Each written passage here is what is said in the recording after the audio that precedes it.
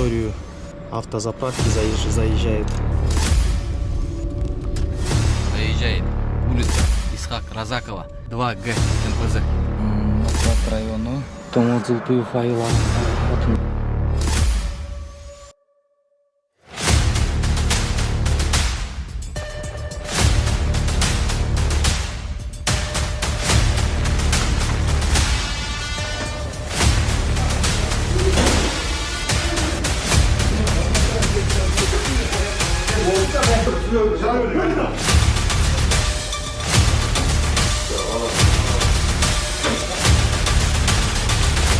Следователь следственного дела, Главное управление ГКМБ по Белгородской области.